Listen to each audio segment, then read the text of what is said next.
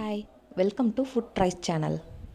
இன்றைக்கி ரொம்ப ஈஸியான, சிம்பிளான, டேஸ்டியான, ஹெல்த்தியான சிவப்பு உப்புமா எப்படி பண்ணுறதுன்னு பார்க்கலாம்.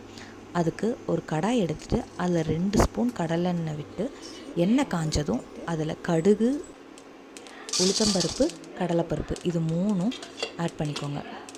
கடுகு, உளுந்தம்பருப்பு, கடலைப்பருப்பு 3ம் பொரிஞ்சு வந்தோடனே அதில் பொடியாக கட் பண்ணி வச்சுருக்க ஒரு பெரிய வெங்காயம், அப்புறம் 2 பச்சை மிளகா, கருவேப்பிலை இது 3யும் ஆட் பண்ணி நல்லா வதக்கி கொடுங்க.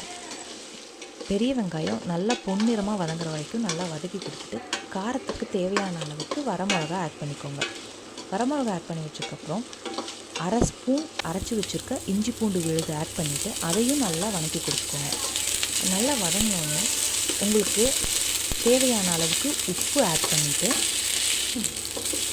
நம்ம ஏற்கனவே அவலை நல்லா கழுவி அதை வடிகட்டி வடித்து வச்சுருக்கோம். அந்த அவலை எடுத்து அந்த கடாயில் ஆட் பண்ணிவிட்டு நல்லா கிளறி கொடுங்க. ஒரு 2 நிமிஷம் நல்லா கிளறி கொடுத்தக்கப்புறம் எல்லாம் ஒன்றா மிக்ஸ் ஆனதுக்கப்புறம் அதை ஒரு பிளேட்டில் எடுத்து சர்வ் பண்ணி என்ஜாய் பண்ணுங்கள். தேங்க்யூ. இந்த வீடியோ உங்களுக்கு பிடிச்சிருந்துச்சுன்னா ஷேர் பண்ணுங்கள், லைக் பண்ணுங்கள், சப்ஸ்கிரைப் பண்ணுங்கள்.